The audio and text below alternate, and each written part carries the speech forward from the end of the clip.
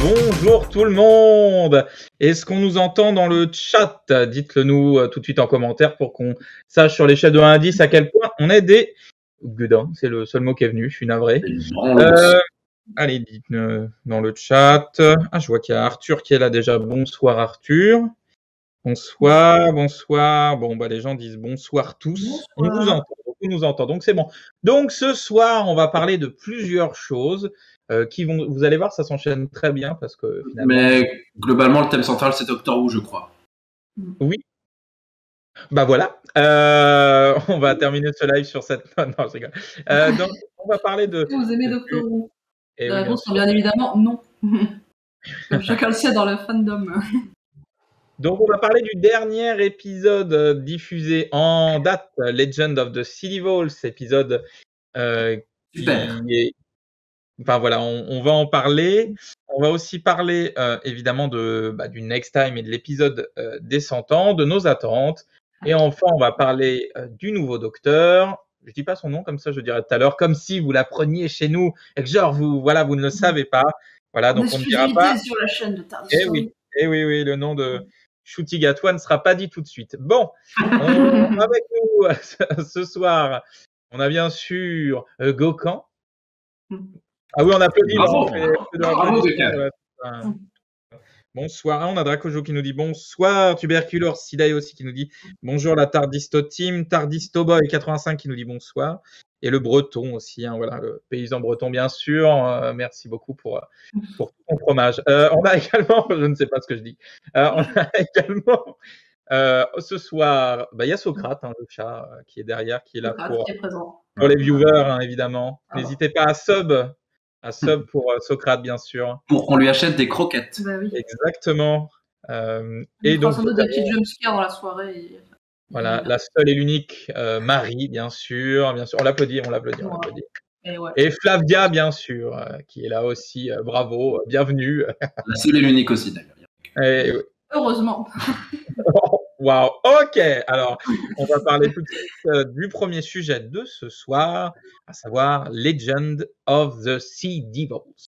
Alors, c'est un épisode pour lequel, moi, personnellement, j'avais énormément d'attentes parce que, en tant que passionné de la série classique de Doctor Who, j'aime beaucoup les Sea Devils, même si les épisodes, ne nous cachons pas en général dans lesquels ils se trouvent, sont un peu horrifiques. Oh.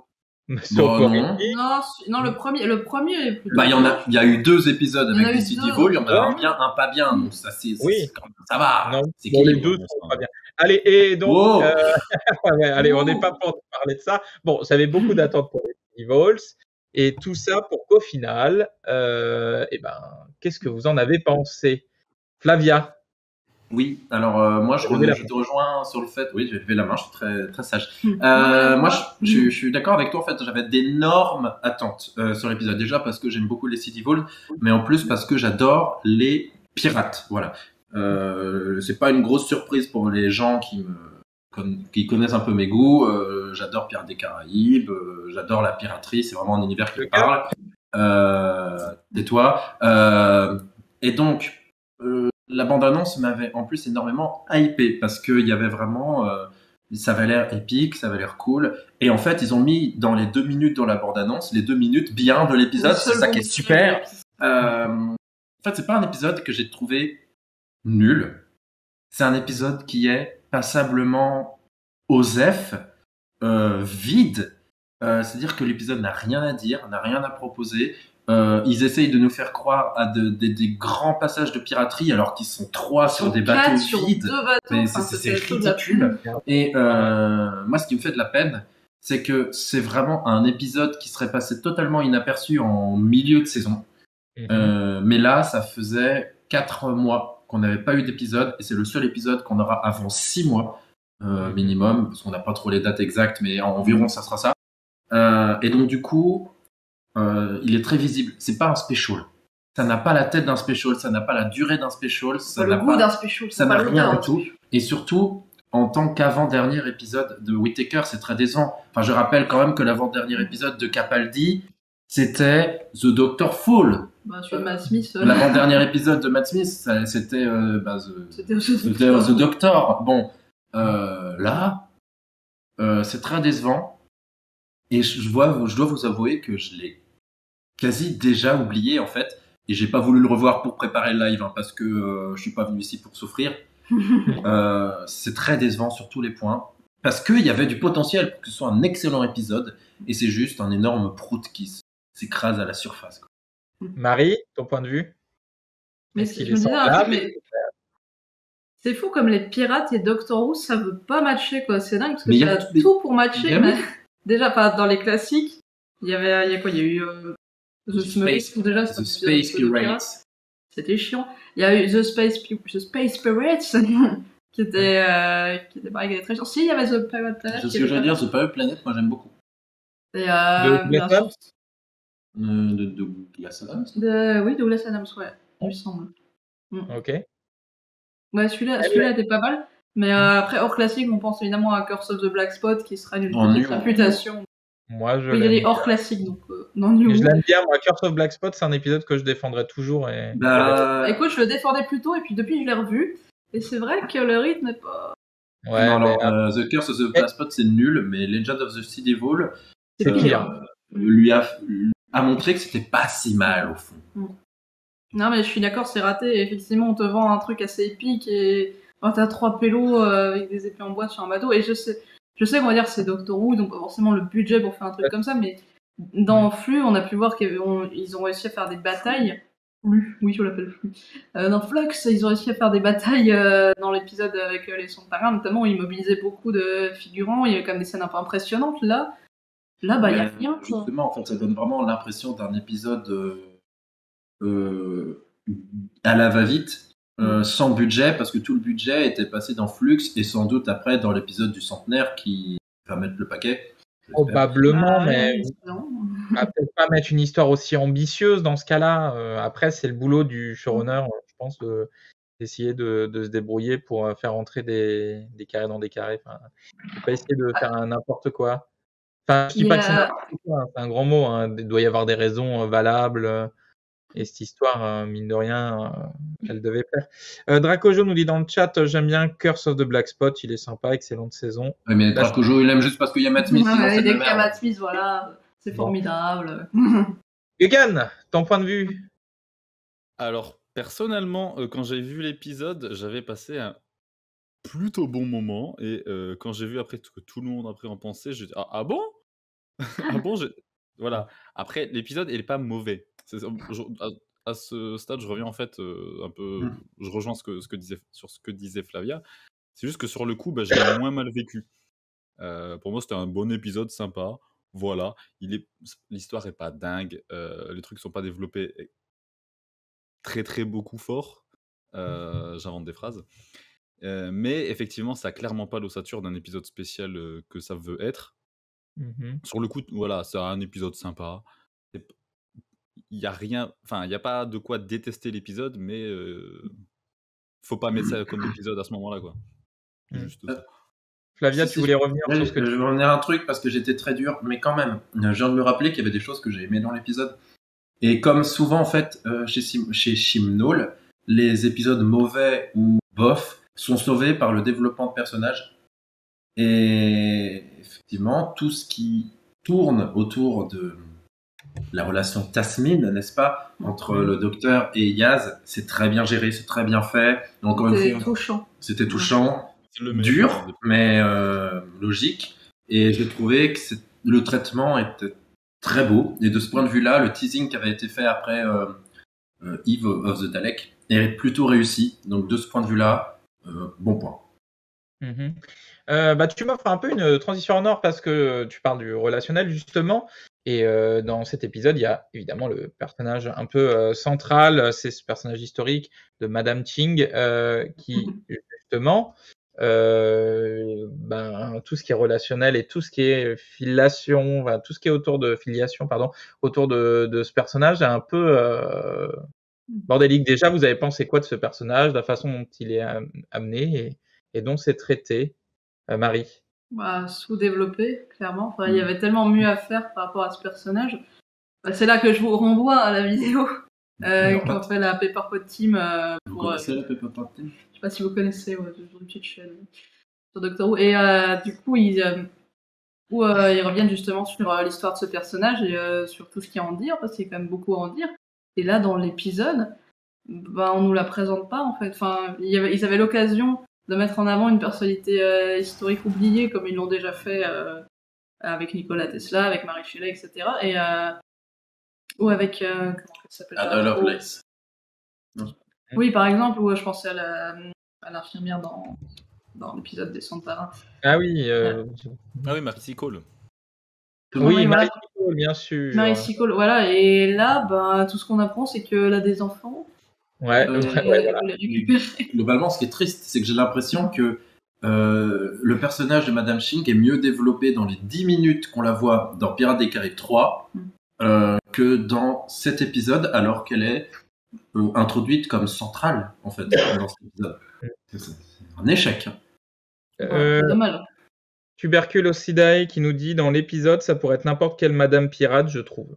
Oui, non, mais c'est ça. Ouais, voilà, c'est ça. Et encore, le fait que ce soit une dame pirate, ça n'a pas beaucoup de lien par dire ah bah elle a des enfants, ce qui est quand même une façon un peu misogyne de présenter les choses quand même. Ouais. Oui, c'est vraiment. Après, c'est compliqué, c'est toujours compliqué de développer un personnage comme ça complètement nouveau avec une riche histoire dans un épisode quand il y a en même temps une histoire à suivre. Et en soi, sur Ada Lovelace, Nouri Nayad Khan, on n'en savait pas énormément non plus. Après, on en sait surtout parce qu'on connaît, parce qu'on a vu les vidéos de Pepper Pot, etc. Mais on n'en savait pas énormément non plus. Après, le truc là, c'est que effectivement, là, le seul truc qui est résumé de sa vie, c'est ses enfants. Alors que c'est un point qui, ok, tu peux en dire pas beaucoup si t'as pas trop le temps, peut-être, mais tout résumé sur elle a des enfants, alors que c'est un point qui mais pas ce qui a résumé sa vie. Déjà ça, et puis même pendant longtemps, elle en voulait pas et tout, etc. Donc là, c'est pas le point à garder, quoi. Si t'as un point à garder, c'est pas celui-là. Puis quand même, je trouve qu'il y a souvent, quand même, sur les Chibnall, les personnages historiques féminins sont un petit peu réduites à leur rôle de maman, je trouve quand même. Regarde, par exemple, si on reprend Marie Shelley, on passe beaucoup de temps à parler du fait qu'elle a eu plein d'enfants morts en couche et compagnie. Cette espèce de fascination là, c'est un peu dommageable, quoi. Bon, après, sur l'échelle de Gaspard Noé, ça va, on va dire. On ne demande pas à Chibnall d'être aussi cancel que Gaspard Noé. Gaspard Noé qui fait un épisode de Doctor Who, ce serait quelque chose. Je veux pas voir ça. Oui. Ce qui est drôle, c'est que j'ai compris ce que tu faisais, Gökhan, avec ta main. Et c'est oui, donc ce personnage de du coup Madame Ching. Moi, je veux juste voir le générique de Doctor Who version Gaspard Noé. Voilà. Ouais, ok. Le personnage, voilà, personne n'aura la référence. Dites-nous dans les commentaires si vous voulez voir Gaspard Noé réaliser un épisode de Doctor Who. Fan de Gaspard Noé. Il va y avoir multi-recou. On ne parle pas de laisser bronzer les cadavres ici. Donc, on peut arrêter de faire des privés de jeux que personne comprend. Oui, pardon, excuse-moi, c'est vrai. On va parler aussi, du coup, il y a autre chose qui se passe dans cet épisode, c'est bien sûr le retour des Sea Vols. On en a parlé un peu plus tôt.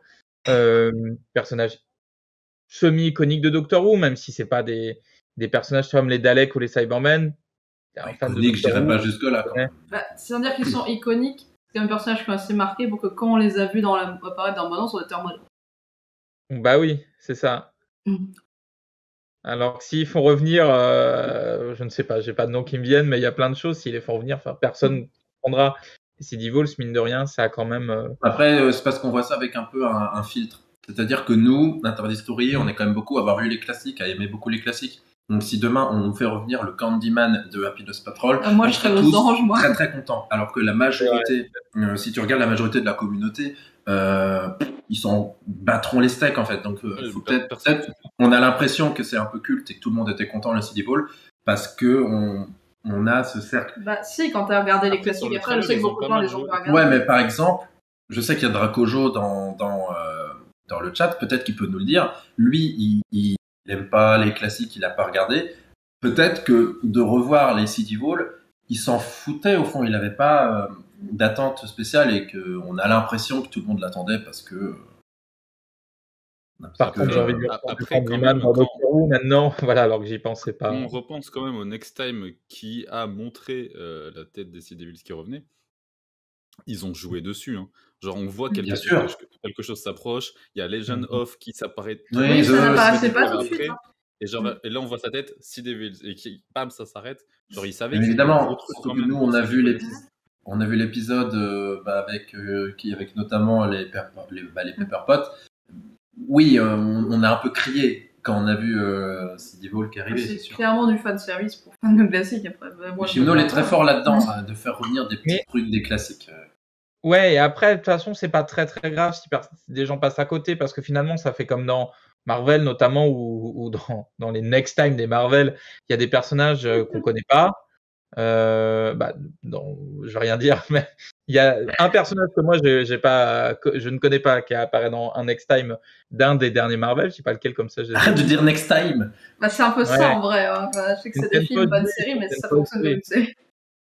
Et je ne sais pas qui c'était cette personne, et du coup c'est un peu pareil, je pense que, et en fait tu vas sur le premier film de fan Marvel et ils te disent oh là là, mais c'est Jackie Quartz machin. C'est Jackie Quartz. C'est pas, c'est le premier nom qui est venu. Ouais, du coup. Je me valide. Mais du coup, beaucoup de teasing pour rien, non? Ça aurait pu être n'importe quel monstre inventé, ça aurait été la même chose. Oui, c'est vrai. Ça aurait pu être n'importe quel monstre marin, effectivement. Voilà. Est-ce que le côté Sea Devils a un intérêt autre que d'être du fan service finalement? Pour moi, non, clairement. Enfin, franchement, je n'arrive même pas à me rappeler. Après, je l'ai vu que j'ai pas revu l'épisode et comme je dis, il m'a pas marqué, il m'a pas embarqué, donc j'arrive même pas à me rappeler d'un truc marquant qu'il ferait dans l'épisode. Bah si, ils ont un costume de pirate, voilà.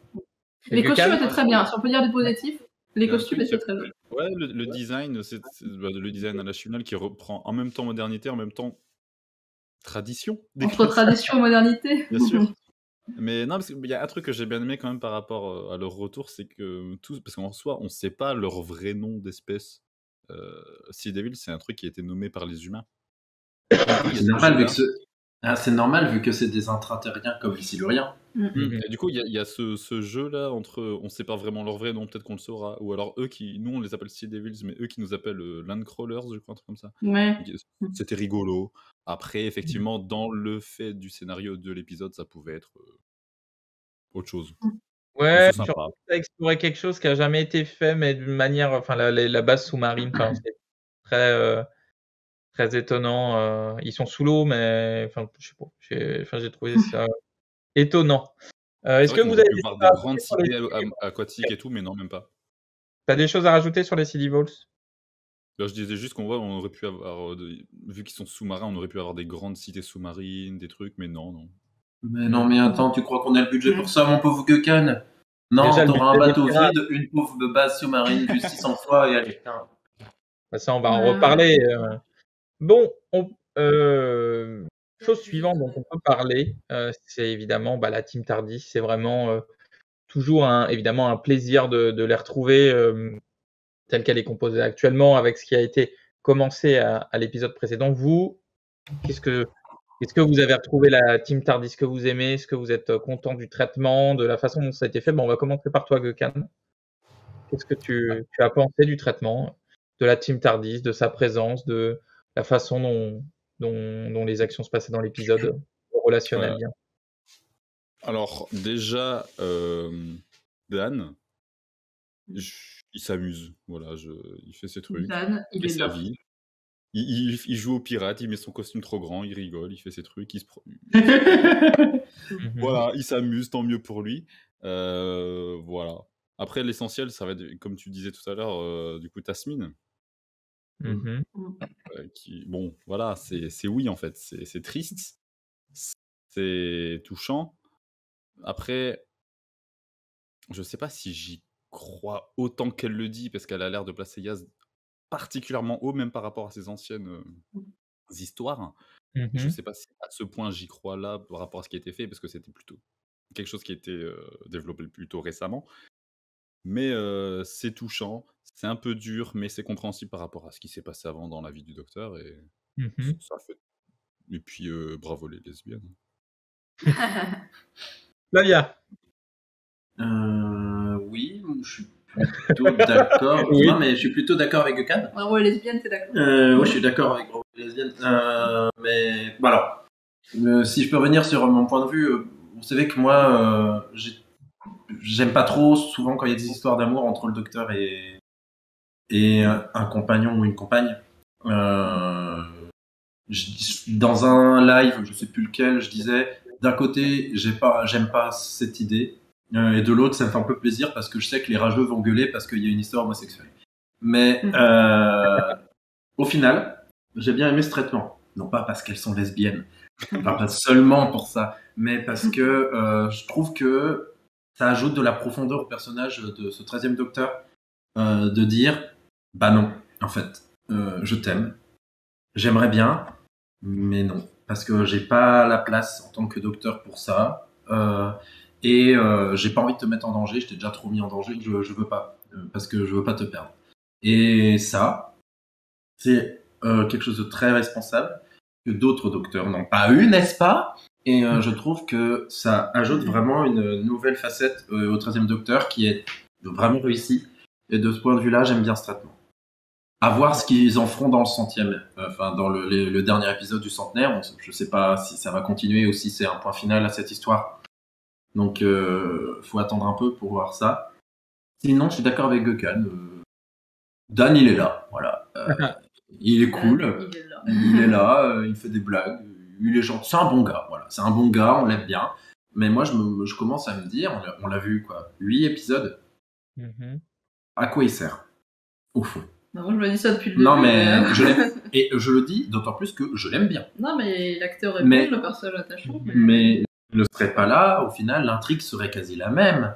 C'est vrai dans beaucoup d'épisodes. Non, mais c'est vrai. Et je continue à penser que ça donne un peu l'impression qu'elle a été rajoutée là. Parce qu'il faut un mec. Parce qu'il faut un mec, ouais.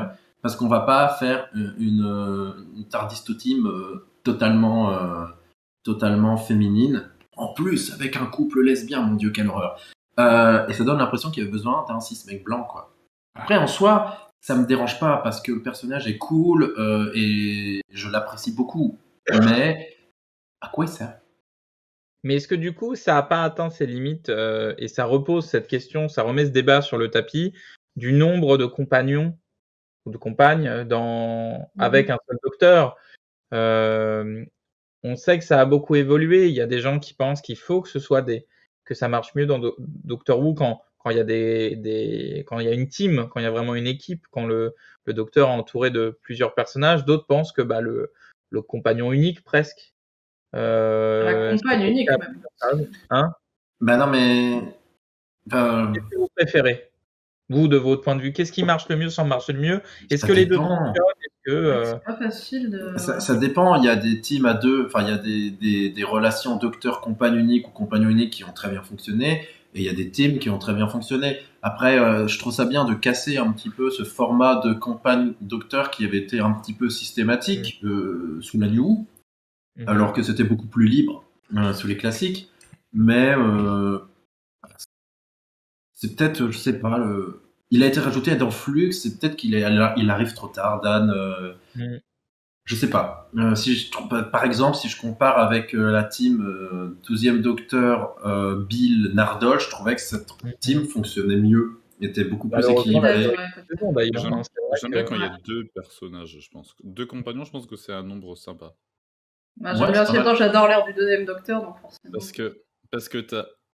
Parce que quand t'as juste une compagne, bah c'est vite la même chose, ça tourne vite en rond. Soit tu mets trop le scénario sur elle, soit elle sert, soit voilà. 3, ça fait. Tu t'y perds vite, il y a vite des personnages qui servent pas toujours à grand chose et tout. Ouais, comme Ryan. Par exemple. Oui, typiquement, oui. La première saison de Yaz, elle était un peu en retrait. Après, c'était Ryan qui était moins là. Donc, t'abuses quand même, il voulait pécho. C'est vrai. Il y a une compilation comme ça sur YouTube, je crois. Je pense que 2 c'est un bon chiffre parce que du coup, tu as la relation docteur avec docteur avec l'autre et les deux aussi entre eux. Et puis tu peux faire des espèces de sous-teams pendant les épisodes qui changent, qui s'intervertissent. Voilà. Après, le problème, c'est qu'effectivement, Dan il est arrivé un petit peu tard quand même parce que ça a un peu cheveux sur la soupe, peut-être. Même s'il est très cool. Mais non, 2, j'aime bien. Ok. Quelqu'un a quelque chose à rajouter sur cette team TARDIS et sur le relationnel? Moi, au niveau du Docteur et Yaz, en fait, j'ai un truc qui me gêne un peu. Je trouve que les dialogues dans le dernier épisode étaient plutôt bien écrits, ça donnait des scènes assez touchantes entre les deux. Mais je vous avoue que moi, je trouve pas qu'il y ait une alchimie de dingue au niveau romantique, je veux dire. De regard, de respiration, tu veux dire au niveau je vois l'alchimie entre les deux, mais j'ai pas un sentiment je n'avais pas le sentiment que c'était quelque chose de romantique. Pour moi, c'est pour ça que quand le couple a été confirmé, enfin quand on a appris qu'il y avait des sentiments au niveau de Yaz et tout, ça m'a un peu étonné qu'ils aillent dans cette direction-là, parce que moi, j'avais pas vraiment vu ça. Ouais, j'ai l'impression que c'était pas un truc qui était prévu et que c'est un truc qui était un peu rajouté. Ouais. Chimnol l'a. Mais du coup, les ne jouent pas comme ça, et du coup, ça fait un peu bizarre. T'as l'impression qu'il y a une dynamique amoureuse qui sort un peu de nulle part. Enfin, c'est mon ressenti, en tout cas. Non, tu trouves pas, ça? Si. Non, je suis perplexe parce que Gekat a coupé son micro. Mais sinon, je suis d'accord. Pour éviter s'il y a des bruits parasites. D'accord, désolé alors, je suis désolé. Non, mais c'était pas prévu. Chimnol l'a dit. Ça a été rajouté parce que l'alchimie s'est prouvé, qu'il a vu qu'il y avait les gens attendaient ça et qu'il s'est dit que c'était une bonne voie à explorer, mais que c'était pas prévu à la base. Voilà, il l'a dit. Et c'est pour ça que ça arrive un peu tard, du coup. Ça se voit que c'est pas prévu quand même. Mais bon. Ça se ressent, ouais. Après, et je trouve, et c'est vrai que si c'était arrivé genre au début, tu dis bon bah ils ont le temps de développer ça avec le temps. Alors qu'au final, il n'y a pas du tout de développement là-dessus. Bon, on va passer, là la team Tardis, c'est bon. On va passer au sujet qui fâche. Bon, il y en a eu plusieurs, mais là, les effets spéciaux. Et en général, l'image et tout ce qui est... on attend que Marie revienne de son congé, bien sûr. Non, on se lance sur les effets spéciaux, sur la réalisation et l'aspect visuel en général. Qu'est-ce que vous en avez pensé? Par qui on va commencer? Tiens, par qui semble le plus énervé? Bon, c'est pas Gökhan déjà par qui on va commencer. On va commencer par allez, Flavia, animateur à gagner, bien sûr. C'est moche. Voilà. Non, mais... Dites-nous dans le chat, d'ailleurs, ce que vous en avez pensé. Dégueulasse. C'est vraiment dégueulasse. Faut dire ce qui est. Je trouve vraiment que ça donne encore une fois l'impression d'un épisode coincé entre Flux et Eve of the Daleks, qui avait la chance d'avoir un dispositif très simple qui n'avait pas besoin de beaucoup d'effets spéciaux pour fonctionner, et donc du coup pas un grand budget, et l'épisode du centenaire qui va mettre le paquet, encore une fois, je l'espère, et je le pense. Ouais, j'ai peur. On verra. Mais j'ai tellement peur, mais j'ai tellement pas envie que ce soit. Mais donc, on en parle après. au niveau des effets spéciaux, c'est cheap. Encore une fois, on l'a dit, c'est vide. La photographie était globalement jolie, enfin plutôt proche de ce qu'on avait avant, donc ça va. Il y a quand même une sorte de cohérence. Mais il y a des espèces d'effets où ils se transforment en pierre, où c'est ni fait ni à faire, vraiment. Et puis il y a il y a quand même une scène sous-marine où le Tardis est sous l'eau et où il y a des petits poissons qui est très jolie.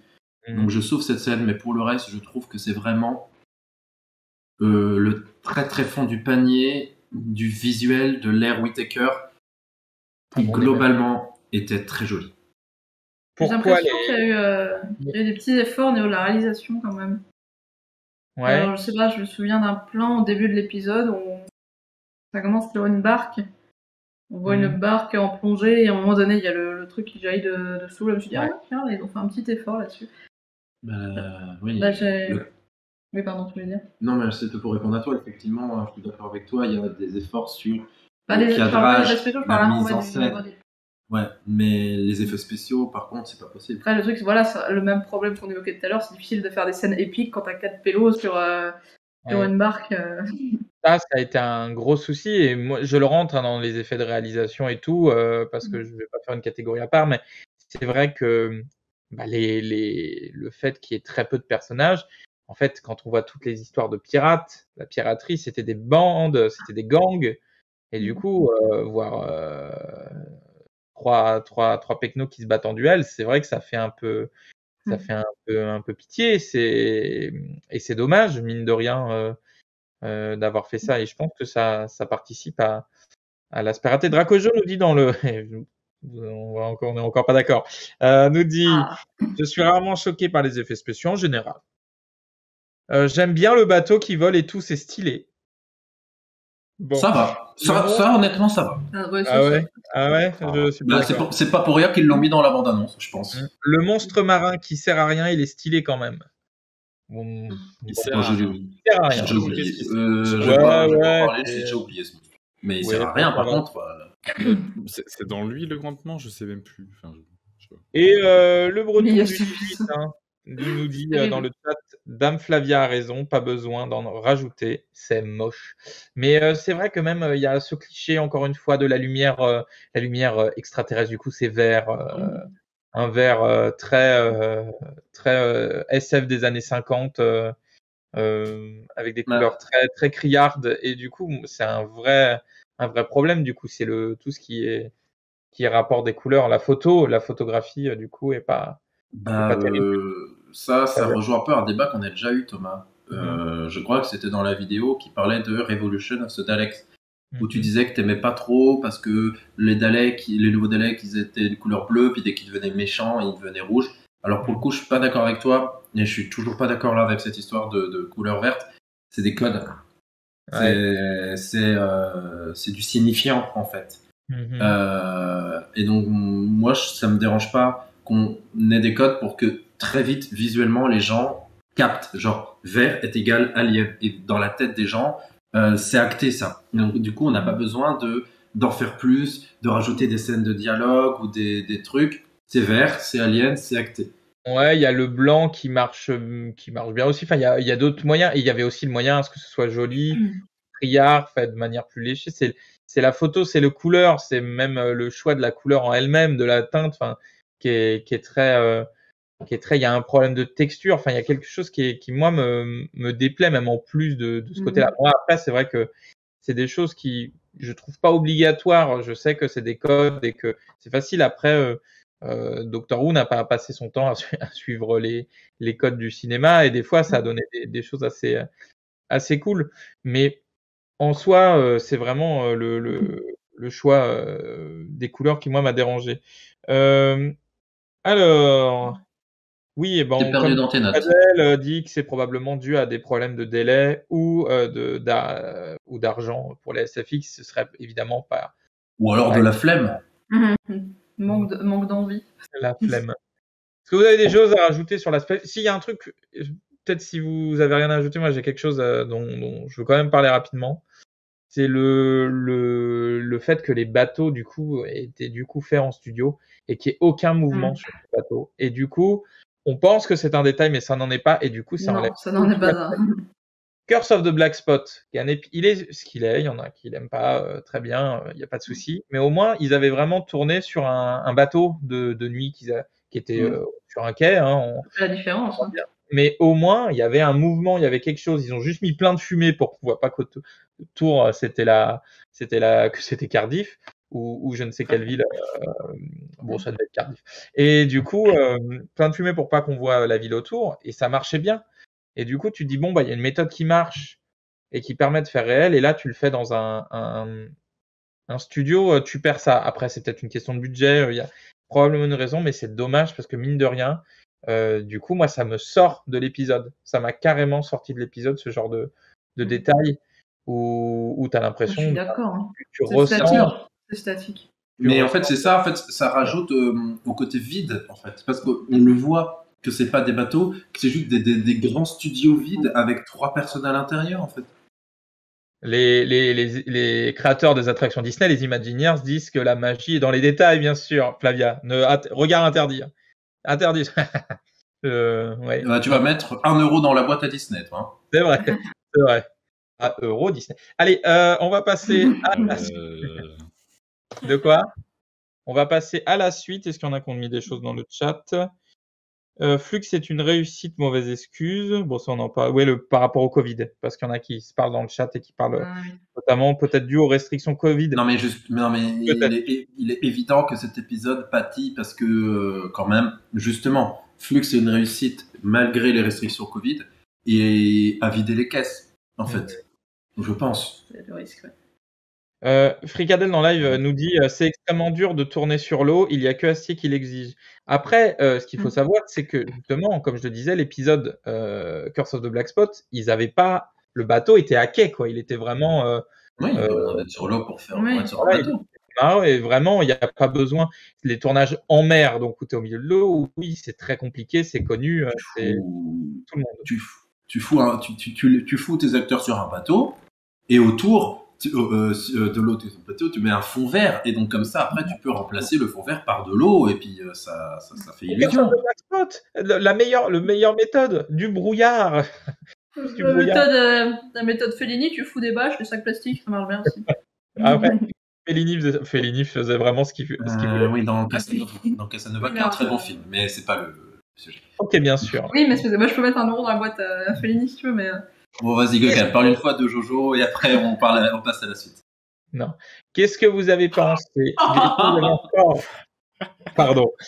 Est-ce que vous avez encore des choses à rajouter sur cet épisode? Bah, moi, oui, je trouve que le 13e Docteur, elle se prend quand même carrément la tête. Hein. Moi, je dis, elle se coupe la main un petit coup, là. Comme ça, hop, elle fait une deuxième 14 qui peut rester avec Yaz, et puis hop. Hein. C'est preuve par le passé. Bon, voilà. Ça... Il manque juste une autre dimension parallèle, et puis c'est bon. Les docteurs mains, on va les appeler comme ça, les docteurs mains. C'est les docteurs de parallèle. Une série Big Finish en 800 CD. Bon, on va pas leur lancer l'idée, ils seraient capables de le faire. Est-ce que Flavia ou Gökhan, vous avez des choses à rajouter?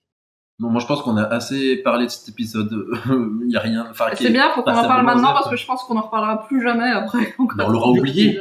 Non, si. Justement, j'aimerais rajouter un truc. En toute honnêteté, cet épisode, quelle que soit la tête de l'épisode centenaire, sera complètement oublié. Les gens oublieront qu'il a existé.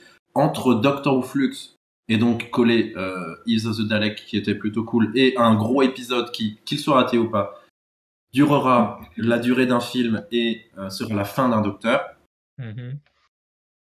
Legends of the Sea Devil, les gens ne s'en souviendra pas. Dans 5 ans, dans 10 ans, les gens, peut-être hardcore comme nous, diront ah oui, parce qu'on connaît. Mais sinon, effacé, quoi. Gökhan, quelque chose à rajouter? C'est vrai. Eh bah, super.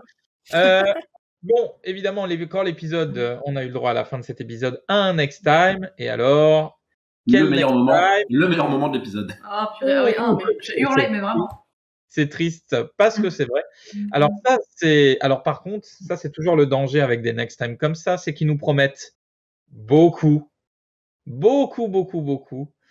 Et vont-ils tenir leurs promesses? Donc déjà, le next time en lui-même, sans rentrer dans les détails.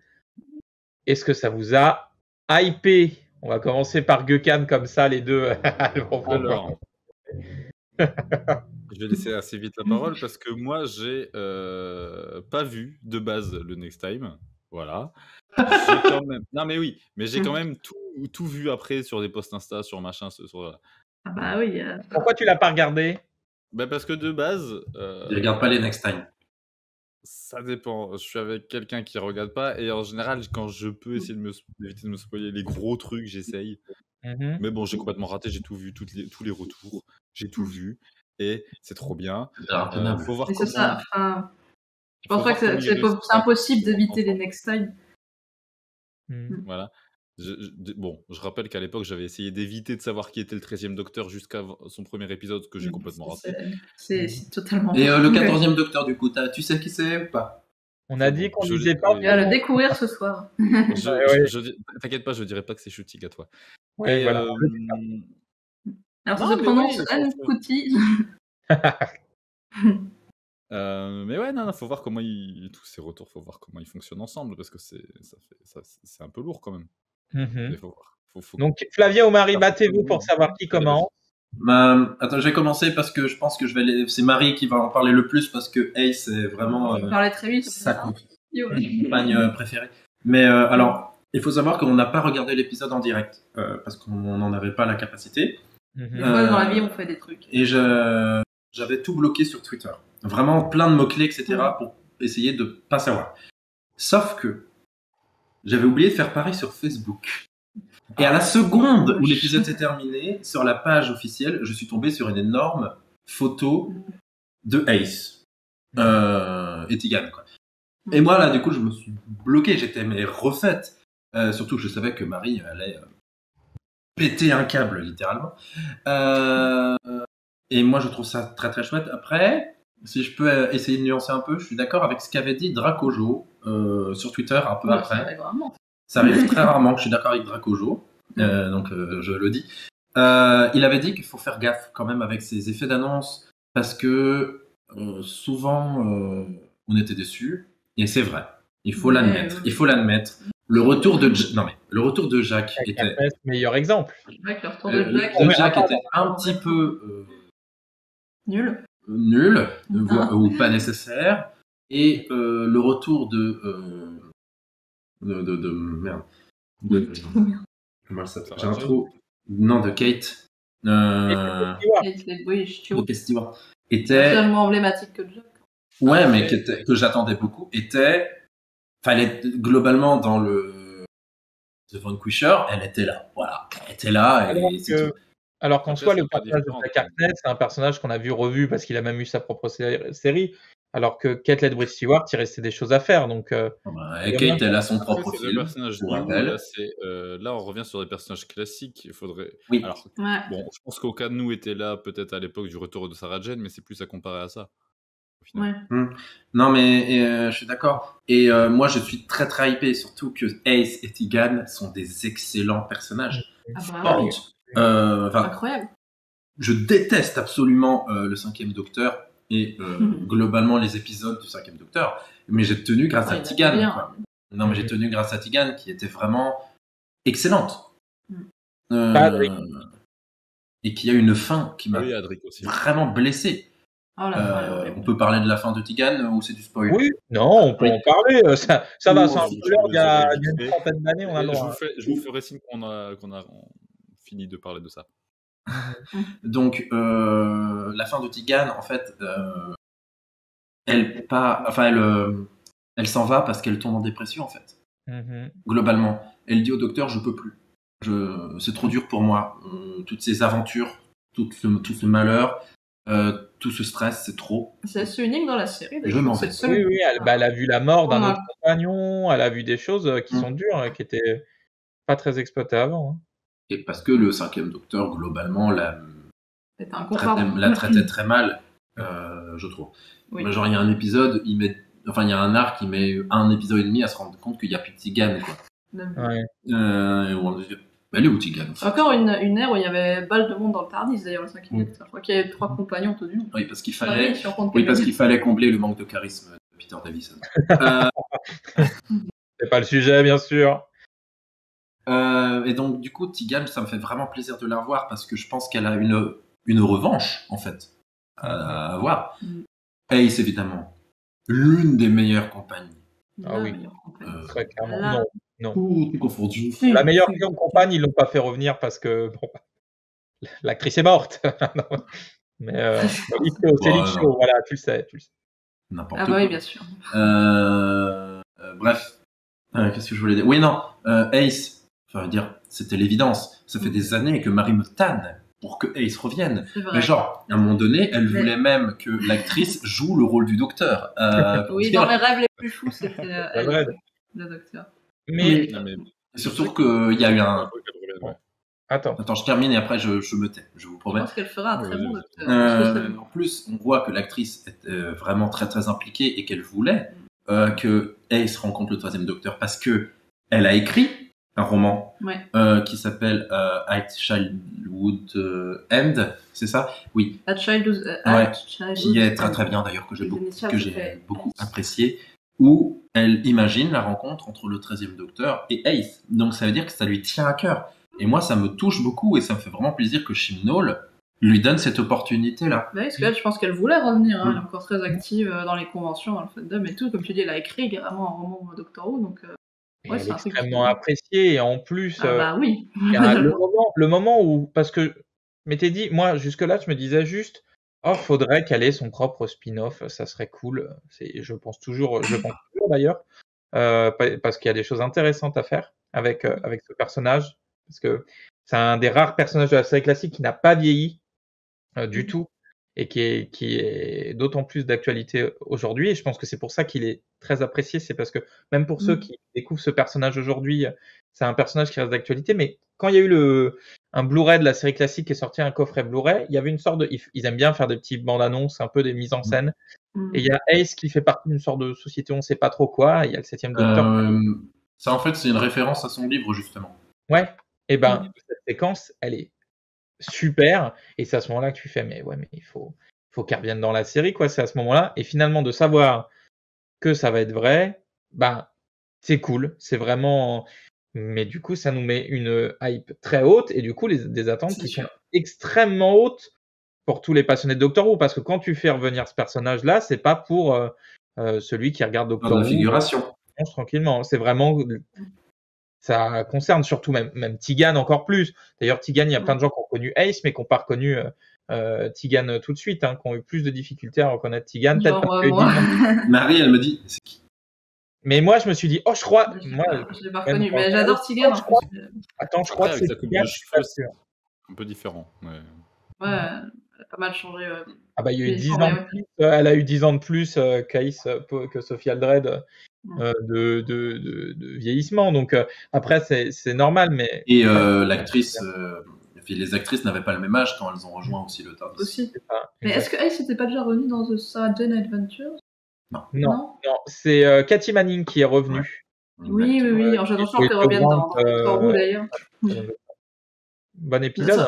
Je pense que ça m'aurait achevé si dans le même épisode il y avait eu Sophie Aldred, Janet Fielding et Katy Manning. Là, c'était la fin. C'est pas encore impossible. Peut-être qu'il nous réserve quelques surprises. Mais je pense qu'elle adorait revenir en plus. Évidemment, elle attend que ça.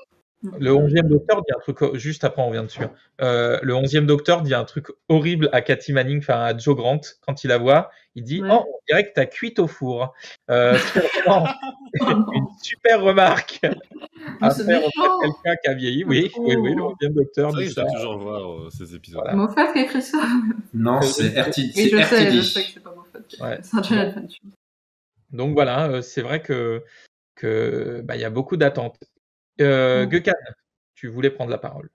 Oh non, mais je sais plus, je réagis juste en direct, mais voilà, c'est des super compagnies évidemment. Ace, c'est déjà bon. Est-ce qu'elle aura une batte? On verra. Je pense pas, mais ça serait rigolo. Non, mais Ace, c'est la compagne, Who dans les classiques. C'est la dernière, c'est la meilleure, c'est tout. Enfin.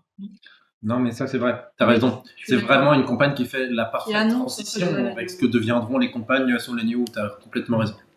Et Grace Holloway continue ça, mine de rien, avec le côté... Dans le sens où, avant, pour expliquer un peu ce qu'on a vu les classiques, avant, les compagnes, elles arrivaient un jour dans le TARDIS comme ça, elles débarquaient, elles accompagnaient le Docteur pendant un temps, et puis elles repartaient. On savait rien de plus sur elles, en fait, que ce qu'on savait dans le premier épisode, et à la fin, il y avait peut-être une évolution, elle n'était pas très marquée. Alors que Ace, c'est un personnage qui va être ultra développé, on va rencontrer sa famille, on va apprendre son passé, elle va avoir des traumas d'enfance et tout, c'est un personnage qui est complexe et qui évolue beaucoup, même au cours des 2 saisons elle est présente, qui évolue, son rapport au Docteur évolue aussi, c'est ça qui est génial, c'est ça qui est vachement intéressant.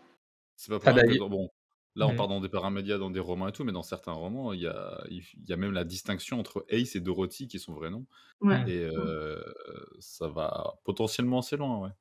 Un personnage très là, quand on parle du Next Time, vous avez vu, on est automatiquement allé sur ce détail. C'est vrai. On met le reste. Oui, mais pourquoi? Parce que le reste de ce trailer. Tout le marketing. Comment? Mais non, mais c'est parce que tout le marketing quasi. C'était sur leur tour de. Oui, on va parler de Sacha Dhawan avec sa barbe dégueulasse, oui. Voilà, exactement. Arrête. On voit le Lone Cyberman, il me semble. Oui, mais donc, pour terminer, la quasi-totalité du marketing était fait pour qu'on parle que de ses retours. Et je pense que Chibnall est intelligent là-dessus. Oui, parce que je pense que Chibnall est intelligent. Allez, vous faites vos morts si vous ne pensez pas ça. Tu peux penser ce que tu veux de son écriture, on va déjà dire qu'il n'est pas intelligent. Et je pense que s'il a mis tant en avant le retour, c'est pour qu'on parle que de ça. Et qu'on ait plein de surprises en découvrant l'épisode. C'est un peu comme quand il avait fait revenir Jacques et que en fait avec Jacques Jacques Harkness.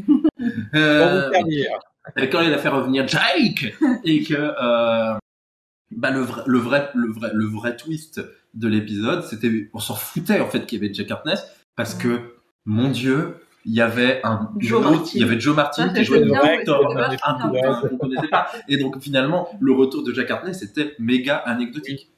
C'est ça. Ils t'ont Alors, fait j'espère croire. que le retour de Tegan et de Ace sera pas anecdotique, hein, c'est pas ce que je dis, mais Ça cache le retour d'Adric, Oui, parce que- la théorie. il est mort. Tout le monde. Non, avant de mourir, il est pas mort. Tu vois ce que je veux dire? Bon. Attends, dans Praxis, ils ont réussi à choper le gars à la dernière minute. Mais Pas dans c'est la seconde. possible, et c'est le maître. Du coup, le maître. Mm. Bon, allez. On passe à la suite. Justement, l'épisode des 100 ans, ce Next Time nous présente l'épisode des 100 ans. Des enfants s'entend. Ok. Il y a Thomas là qui était. Erreur 404. Thomas là. La base vira VPS a été mise à jour, bien sûr. Cet épisode des 100 ans représente l'ultime histoire du 13e Docteur dans le rôle permanent. Hein. Quoi? Je veux pas. Ah, mec, tu disais non, je me dis quoi? Non, on est triste parce que Whittaker va partir. Eh oui. Et Ouais. Mais j'ai l'impression qu'elle a resté si peu de temps. Terrible. Mais parce elle a pas eu beaucoup d'épisodes. Mais ouais, elle a pas eu beaucoup d'épisodes par rapport à d'autres docteurs. Chier. Est-ce que vous parce que on sait que c'est son dernier épisode en tant que permanente, mais est-ce que vous aimeriez la revoir dans un spécial déjà? Alors. Je veux dire, non, là. Non, mais on n'est pas là. Non, mais c'est ça en fait. Moi, je pense Oui, qu'avant de Tu réfléchir à si on a envie de la revoir, parce que la réponse sera oui, on se Non, on ne peut pas la revoir. Jamais. Bah, savoir comment elle va partir avant. Bah, justement, c'est vers là qu'on va. Est-ce que sa dernière phrase sera Oh banana? Umbrella. Faire la boucle. Ok. Non, mais. Oui. Bien comment Thomas, il est pas du tout chaud pour réagir à ce qu'on dit. Si, Non, mais l'avoir revenir, c'est très bien. Mais il faut quand même, comme avait dit Maxime, par rapport à la question que je lui avais posée à la convention. Là, Oh, tu as vu Matt Smith? Eh oui. Non, c'est pas vrai. Mais tu nous en as pas parlé. Laisser le temps que le. Enfin, faut laisser le spotlight au nouveau docteur déjà. Donc, revenir, oui, je dis Whittaker très bien, mais dans plusieurs années, quoi. Bah déjà, c'est bon. Le fait que ce soit son dernière histoire. Comment vous voyez son départ? Est-ce que vous pensez, et là, c'est pas comment vous le voyez plutôt, mais pensez comment est-ce que, ouais, à quoi ça va ressembler? Est-ce que vous pensez que ça va être un départ très triste, notamment avec le relationnel entre Yaz et le docteur qui s'est créé? Est-ce que vous pensez au contraire que ça va être plutôt léger pour laisser place au nouveau docteur qui est un signe d'espoir? Est-ce que ce sera dans la fièvre et le sang ou Oh bah, vu comment Chimnall en a mis plein la gueule à son personnage pendant 3 saisons, ça va être horrible. Hein. Ça va être... le docteur qui mourant. Je pense que ça va être un tout. Attendez, Marie, tu dis? J'imagine un truc genre c'est le docteur qui est mourant, qui est en train de se régénérer. Et là, elle déclare enfin ses sentiments. Enfin, elle l'a déjà déclaré, mais elle se fait une déclaration déchirante. Et là, elle s'embrasse. Et là, elle régénère. Et Natalia est en train d'embrasser un mec qu'elle connaît pas. Et elle avec quoi? Mais oh! Alors, je rappelle que Chimnall et le réalisateur de l'épisode des 100 ans nous ont teasé. Ça va pas être un gros spoil, hein, parce que c'est que du teasing, vous inquiétez pas. Nous ont teasé que ça serait tout à fait novateur pour la New. Moi, ma théorie, c'est que pour la première fois, sous la New, on va avoir une régénération qui ne se passe pas dans le TARDIS. Possible. Et je l'espère, parce que j'en ai marre. J'en ai un peu marre des régénérations dans le TARDIS, je dois l'avouer. Et donc, je pense que ça va être très triste, très épique, et que Whittaker va encore prouver une fois quelle grande actrice elle est. Mais pas d'une façon grand discours à la Moffat, parce que c'est pas le style de Chimnall, donc d'une façon assez différente. J'ai très très hâte et en même temps pas du tout envie de voir cet épisode. C'est une sorte c'est une rupture, c'est comme une rupture dans un couple, quoi. On lui dit au revoir et c'est fini, on passe à autre chose. C'est vrai que c'est un truc assez dur à vivre dans les fans de Doctor Who. D'ailleurs, ils ont souvent de l'attachement pour des personnages pour ces raisons-là, en fait. Et du coup, vu qu'on parle de la régénération, est-ce que vous aimeriez aussi que visuellement elle soit différente que celle, parce que dans la série classique, d'une régénération à l'autre, ça a évolué. Bon, on est passé du fondu enchaîné, On est passé du moche au cringe. on a eu plein de choses. Mais au moins, on peut pas leur en vouloir d'avoir essayé chaque régénération. Ils ont tenté, ça. Son style à soi. Heureusement qu'elle a pas une régène à la Colin Baker, c'est. Genre, ils ont pas voulu ramener l'actrice, et t'as genre Shruti Gatwa qui travaille avec une perruque blonde. C'est vrai. Ce serait C'est vrai que c'est comme ça que ça a été fait. Ouais, c'est bon. Et il y a du coup, dans la nouvelle série, ben, c'est toujours un peu la même chose, ce flux d'énergie jaunâtre qui J'aimerais sort. bien. Hein?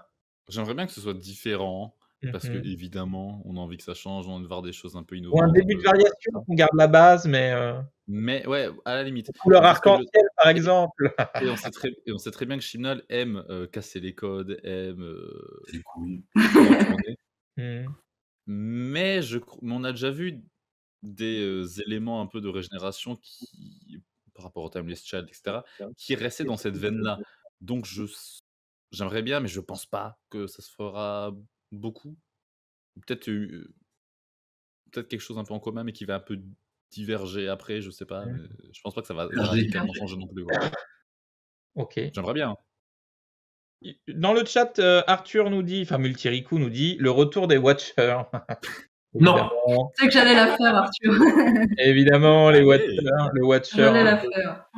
le truc que personne n'a compris. Hein. Ça n'a aucun sens et qu'ils ont jamais expliqué. Mais enfin, personne n'a compris sauf les compagnons.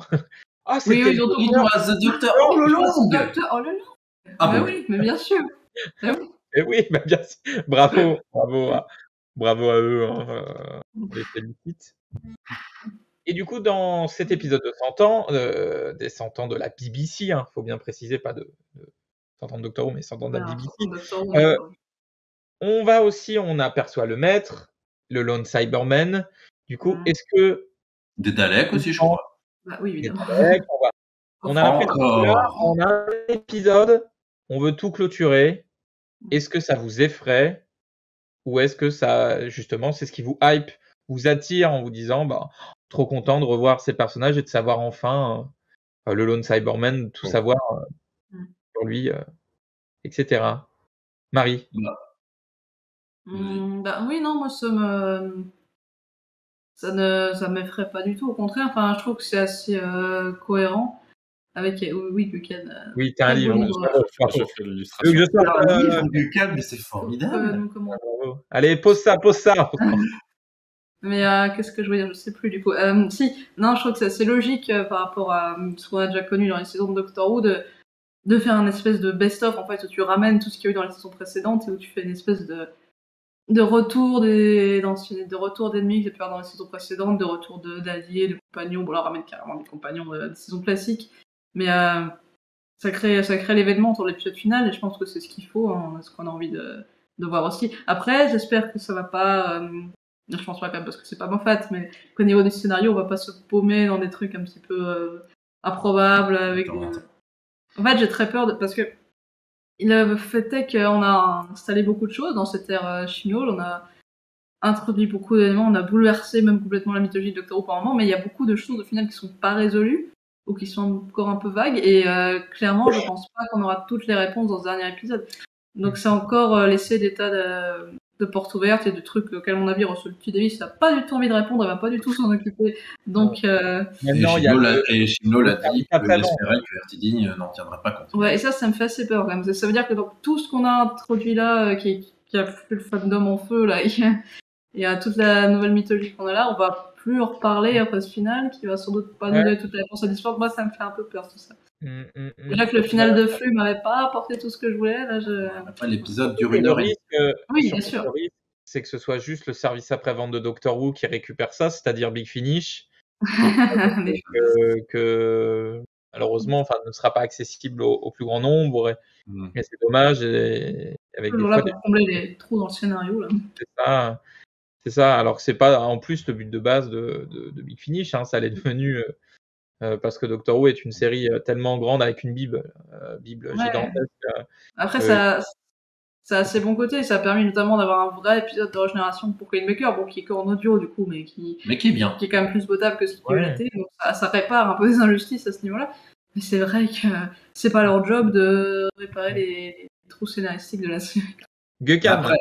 Après, non mais je pense que avant de commencer à critiquer les trous qui voulaient être brillants, on va attendre de voir. Oui, bien sûr. Après, j'ai certaines craintes, évidemment. Moi, je partage plutôt l'avis de Marie. Moi, j'ai très hypé, surtout que l'ère Chibnall a été construite d'une certaine façon, avec une première saison très calme, où on pose des choses très calmement, et où, au fur et à mesure des saisons, il y a eu un emballement de plus en plus épique, avec un point d'orgue qui était Dr. Flux, qui, malgré certaines déceptions lors de sa conclusion, était quand même totalement novatrice. Il n'y a pas Tinder là qui revient là.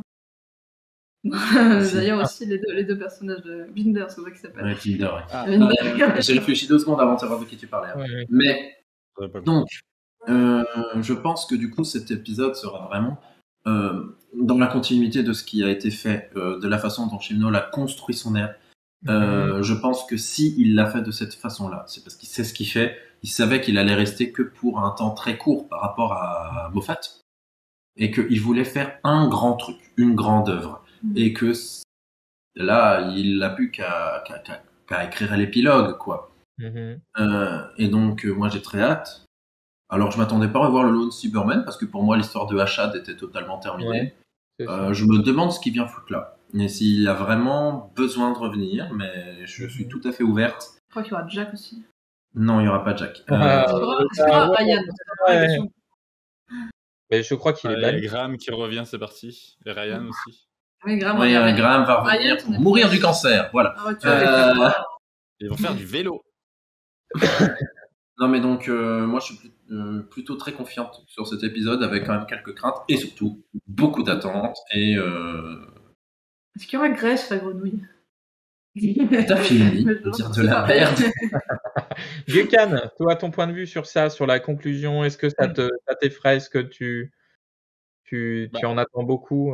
Par rapport au fait d'avoir des réponses par rapport aux différentes choses, je l'ai dit plein de fois et je le redis encore, j'ai pas encore j'ai d'avis à ce stade sur ce sujet, c'est que je veux pas les réponses sur tout. Je veux que des choses soient en suspens. Je veux du mystère. Et voilà. Après, il y a beaucoup de choses qui nous ont été annoncées pour cet épisode. Beaucoup de retours. On les a tous dit là au fur et à mesure. Oui, Sacha Dhawan en revient. Déjà. Et en plus, à 2 temporalités différentes, apparemment, vu son état capillaire du visage. Et les deux sont moches, hein. Bah, étonnamment, je préfère quand c'est plus long que quand il n'y a rien. Mais c'est pas le débat. Mais voilà, il y a beaucoup de choses. Moi, j'attends rien de particulier. J'attends pas forcément même d'avoir des réponses, parce que pour moi, les réponses, je les ai déjà. Et ce qui reste, j'ai pas besoin de le savoir. J'attends juste que les choses qui nous ont été annoncées, ce soit là pour une raison, et pas juste regarder, on a ça. C'est ça. Après, tu me donnes ce que tu veux, tant que c'est bien fait, moi ça va. Non, mais c'est ça en fait, Lucas. C'est que toi, tu veux qu'il y ait certaines choses qui restent du mystère. Et je suis complètement d'accord là-dessus, en fait. Il y a des choses comme, par exemple, l'origine de l'enfant sans temps, n'est-ce pas? J'ai pas forcément envie de savoir d'où il vient, etc. Ça, j'ai pas forcément besoin de le savoir. Voilà. Parce que, effectivement, Chibnall était là aussi pour rajouter du mystère sur le docteur, parce qu'il trouvait qu'on le connaissait trop. Et ça me convient si on ne sait pas d'où vient cet enfant et ce qu'il foutait là. Surtout qu'on a eu quelques réponses du coup dans Flux avec comment elle s'appelait déjà sa fausse maman là. Tecteun, merci très bien. Avec Tecteun, etc. Donc il y a eu une confrontation, même si elle était un peu rapide. Bref, elle était là. Mais il y a des choses pour le coup où je trouve qu'on a besoin de conclusions et de réponses. Parce que par exemple, cette histoire de multivers, désolé, c'est un énorme truc qui a été introduit très rapidement. C'est vrai. Et le Dr. Roos, d'où vient-elle? Qu'est-ce que ouais, ou Dr. Roos, ou la division, des choses comme ça. Qu'est-ce que le docteur faisait dans la division? Il y a quand même beaucoup de bails dans la montre. Donc du coup, dans la fin de Flux, elle décide de ne pas ouvrir la montre, mais elle existe encore au fin fond du Tardis. Et pour moi, et quand même pour qu'à un moment donné, dans l'épisode du centenaire, ça revienne sur le tapis, d'une certaine façon. Ça ferait assez tôt quand même pour moi. De quoi? Ça ferait assez tôt s'ils réutilisent la montre. Enfin, et c'est le moment ou jamais. Parce que après, ça ne sera plus jamais réutilisé parce que c'est d'autres gens qui vont s'en occuper. Ah, et il va pas du tout écrire là-dessus. Et c'est tant mieux en fait que chacun crée sa mythologie. C'est comme ça qu'on avance dans Doctor Who. Mais pour moi, il y a des choses qui ont besoin d'être résolues. Genre de cadavreski. Ouais, mais parce que pour revenir sur le multiverse, à la base, je suis pas spécialement pour qu'il y ait du multivers dans Doctor Who parce que ça crée plus de problèmes de scénario et d'incohérence qu'autre chose au fond, le multivers. Après, Oui, mais maintenant que c'était introduit, pour moi, il faut que ce soit un peu utilisé parce que sinon c'était gratos, quoi. Est-ce que vous avez des choses à rajouter sur vos attentes de l'épisode des 100 ans ou est-ce qu'on passe à la suite? Moi, j'aimerais bien juste dire que j'en ai marre de voir les Daleks. Ouais. Vraiment. Ça, on n'est pas rien. Non, mais sous l'ère Chibnall, les Daleks ont été là tout le temps. On a eu 3 specials sur les Daleks. On les voit dans Flux. Du coup, sur les 3 specials de la fin de Whittaker, ils ont été dans 2. J'en ai marre. Oui, en plus, toujours impossible de vérifier ou d'invalider cette fameuse histoire qui dit que les Daleks doivent être présents toutes les saisons. Il y a des articles qui disent que c'est pas vrai, il y en a d'autres qui disent que justement, l'histoire de lui perdre les droits. On n'aura jamais l'info, nous, en tant que non, moi je pense que c'est juste que Chibnall adore les Daleks et qu'il les fout tout le temps. Et c'est surtout que ça casse quand même beaucoup d'enjeux, parce qu'à chaque fois les Daleks nous disent oui, nous allons mourir, nous sommes à moitié morts, mais arrêtez, vous allez revenir dans 2 épisodes avec 250 Bon, passons à la suite, si vous le voulez bien. Non. Il y a quelques jours, on était tous en train de faire quelque chose. C'était dimanche. C'était un dimanche, c'est ça? C'était dimanche dernier. C'était dimanche dernier. Tout à fait. Tout le monde vaquait à ses occupations. Certains étaient au Buffalo Grill, d'autres en train de promener leurs enfants. Ouais. Promenaient leurs enfants. Enfin, tout le monde vaquait à ses occupations. Et là, pour nous, on l'a. De toute façon, hein, c'est Julien qui aujourd'hui fait la régie, hein, d'ailleurs que j'ai pas présenté au début. Et c'est pas bien de ma part, mais Julien. Bravo Julien. Bravo la régie. Bravo la technique. La régie aujourd'hui nous partage un post Insta avec de Shruti Gatwa, acteur de Sex Education, où on voit, il met 2 emojis cœur et un emoji carré bleu. Et donc vraiment on se dit oh là là. Et surtout que c'était liké par RTD. Ouais. Voilà. RTD a commenté The Future is Now. Voilà. Et du coup, au début on se dit quoi? C'est le docteur comme ça, la BBC ne ferait jamais ça. Et du coup on s'est dit mais non, c'est probablement que comme il est au BAFTA le soir même, il y a les BAFTA le soir même, probablement que ça va être et que c'est lui qui va l'annoncer, quoi. Ou que ça va être à ce moment-là. Et finalement, non, c'est bien le nouveau docteur, on l'a appris par un post. Et donc, déjà, c'est la première chose dont on va parler. On va essayer d'explorer un petit peu, voir quelles pourraient être les raisons du pourquoi, du comment. Mais en tout cas, l'annonce du nouveau docteur, ça y est, on vous l'annonce, c'est exclusif. Shruti Gatwa et le 14e docteur. Comment est-ce que qu'avez-vous pensé de cette annonce? On va recommencer par toi, Gökhan. Qu'est-ce que tu as pensé de cette annonce? On parlera des raisons après. De l'annonce ou de l'acteur? Là, c'est de l'annonce, c'est de la façon dont on a... C'est à chier. Pourquoi? Non, mais en fait, un post Instagram. Et c'est tout. Il n'y a pas d'événement. Arrête, il y a eu un article sur Doctor.tv quand même. Ah ouais, attends, de blog quoi. Non. Tu as dit post. Il y a eu un post Facebook. Ouais. Bon, un post Instagram, Twitter à la limite, et c'est tout. Et enfin, il n'y a pas d'événement, il n'y a pas de. Alors, ça fait du bruit parce que le choix de l'acteur, etc. Voilà. Mais c'est quelque chose de gros quand même. Mettez ça en avant. Enfin, je sais pas, un post Instagram, ça mérite mieux quand même. Moi, je Ouais. l'ai vu, j'étais en train d'être une convention, j'ai vu le truc genre 1 heure après. Ah, je crois que Ah t'as bon? vu Matt Smith. Oui. Convention, t'as vu Matt Smith, c'est ça, Alors, exactement. alors à ce moment-là, j'étais en train de regarder quelqu'un d'autre. Une actrice de Charmed, en l'occurrence. Oui, oui, oui. Mais du coup, j'ai pas du tout suivi la convention, le Q&A de Charmed. Et j'ai rattrapé tout ça, mais non, c'est pas comme ça que tu annonces un docteur. Il y a une tradition de presque 60 ans. Tu n'annonces pas un docteur principal, juste 3 emojis. Allez, salut, bisous. Oui, on peut se permettre de revenir dans le temps et de voir comment ça a été fait avant.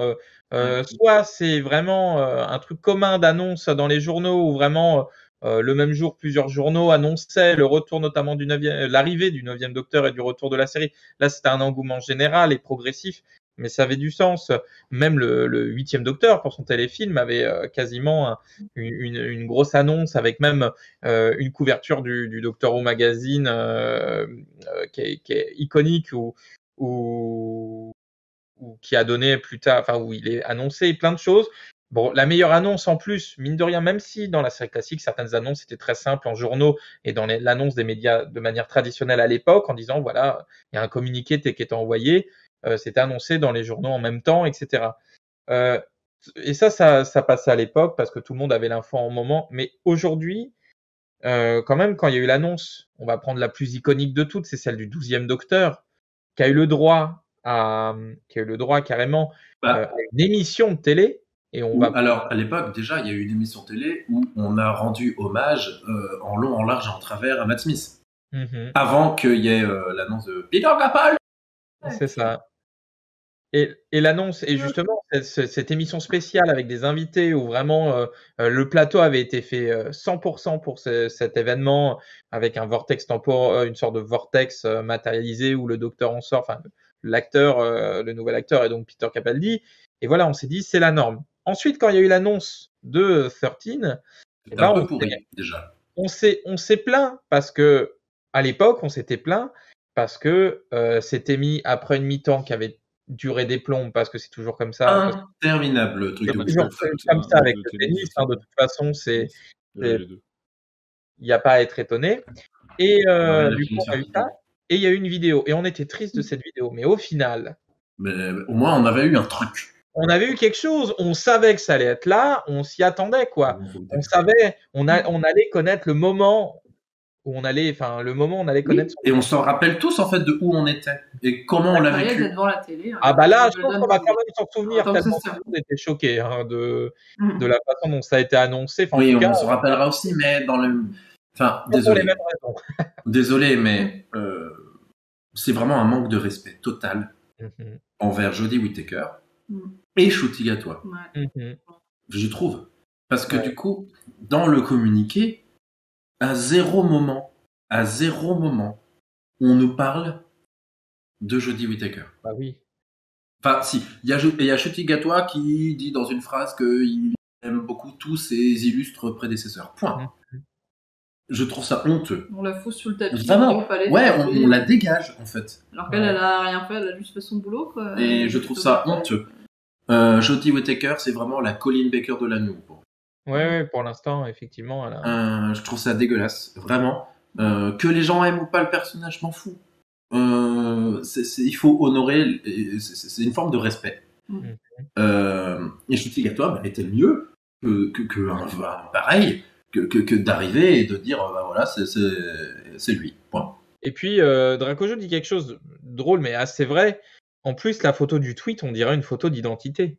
Ouais, c'est nul. Photo et bon, on se doute qu'il y a une raison derrière.